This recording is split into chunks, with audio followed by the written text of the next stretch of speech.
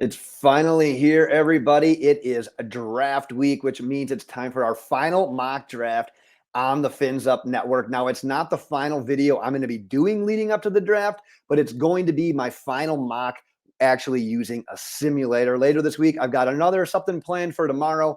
And then right before the NFL draft, I'm going to be doing my prediction where I actually pick and predict who the Dolphins will take in rounds 2, 3, 6, and 7. And I'll be doing that one without a simulator, but for the sake of today's video, it is the mock. We're using the NFL Mock Draft Database Simulator.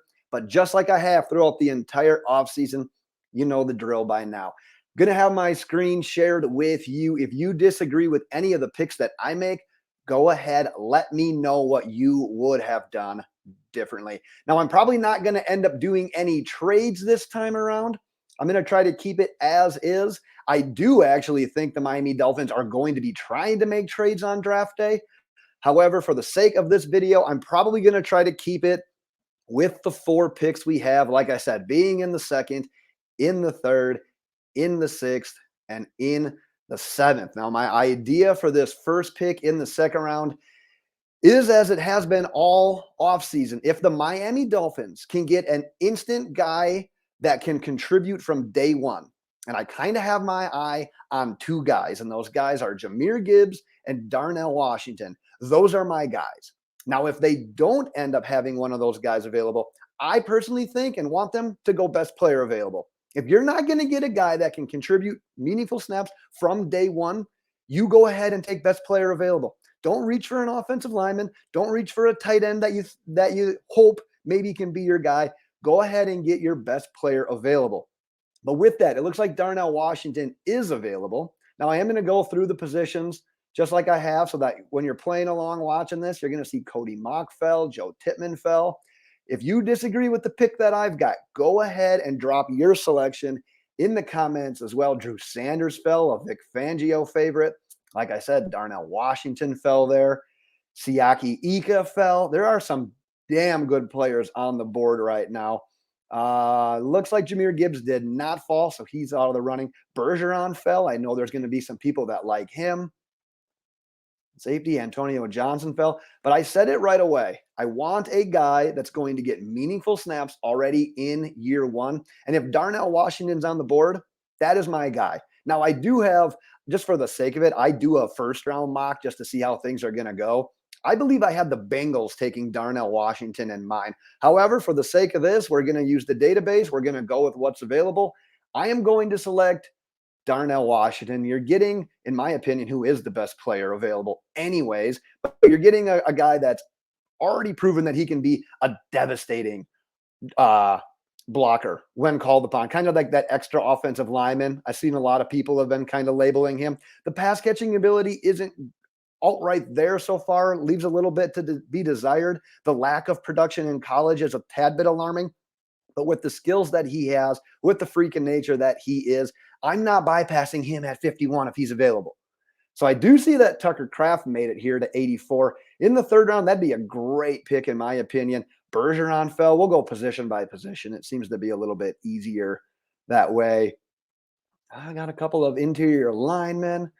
Henley fell. I've mocked him. He's been a common mock for me. Looks like DeMarvion Overshone as well. I'm a big fan of his.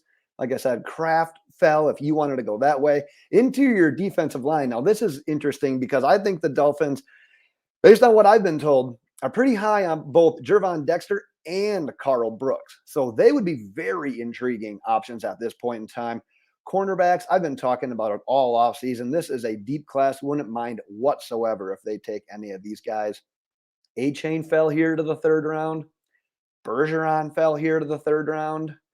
Got a couple of different options, like I said. If you've got someone in your mind, go ahead, drop them in the comments. Battle and Sidney Brown, if you wanted to go safety, both fell. Now, I kind of went into this thinking, you know what?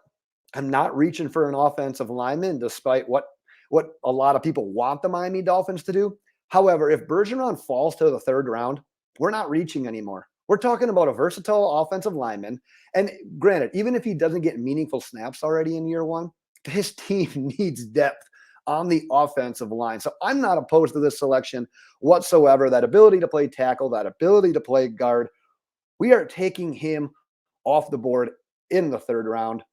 And now the wait comes, and now it's kind of dart tossing time. Obviously, you're not necessarily looking to fit a need in the sixth round, in the seventh round. We are 100% going best player available, or at least in this case, who I think is best player available. But like I said, that's where you come in as well. If you've got any selections that are different, you know the drill by now. Go ahead and drop those selections in the comments. I'm going to reject that trade here. Let's go take a peek position by position as well as we've been doing.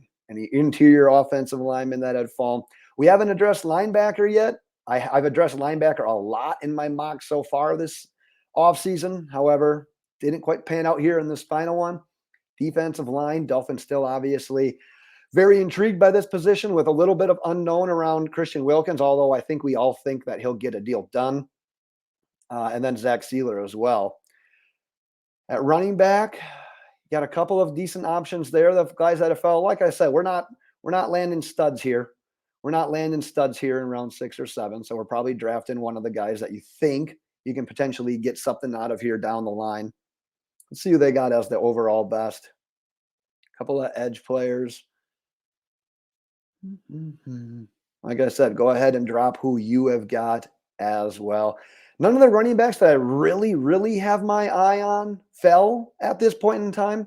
So I am going to venture over to cornerback because we've talked about it all offseason. It's not a need by any means. We've got a really good duo of cornerbacks. And if Nick Needham is back and healthy and the emergence of Kader Kohu, it's went from a position where I think we really needed to address this offseason to a position of strength at this point in time. But with one of the cornerbacks being 29, I think Ramsey's going to be 29. I think Howard's going to be 30 if they're not already. You got to groom another guy at some point in time as well.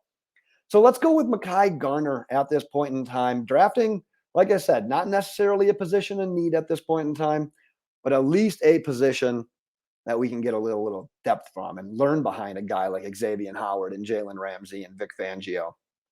All right, one left.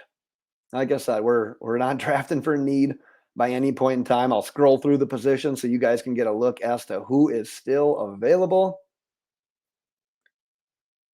I already went cornerback. The running backs, Cameron Peoples. I know a lot of people have thought about him as a late round prospect for the Dolphins. He runs a little high for my liking. I do have a name on board here that I'm probably going to go with on the line, but we'll come back to that.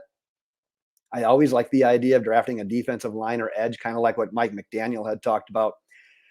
Getting someone in, finding someone that can provide some depth, really be able to try to find a guy with some potential that you can untap after a couple of years of coaching.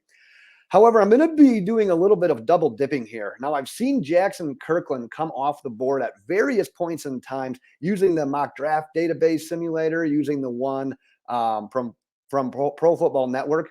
However, I do have some insight in the Dolphins being interested in a guy like Jackson Kirkland if he's available late. And like I said, we're talking about a guy that's going later in the draft here. It's not like they're likely going to actively pursue a player like Kirkland, but with them doing their due diligence on them, I should say, and with them having the homework done on him, let's double dip on the offensive line. This draft went quite different than how I anticipated it going.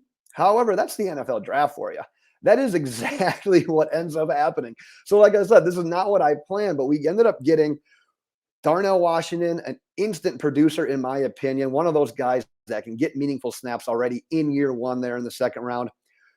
Went ahead, got Bergeron, who slipped to the third, ended up getting depth at cornerback with Garner in the sixth, wrapped things up with Jackson Kirkland in the seventh. I'm going to stop the screen share now, but that's what I ended up with in my final one. But like I said, if you've got anything different for any of those picks, go ahead, drop them in the comments and get subscribed if you haven't done so already. Like I said, I'm going to be back later this week with at least a couple of more videos leading up to Thursday night's first round of the NFL draft.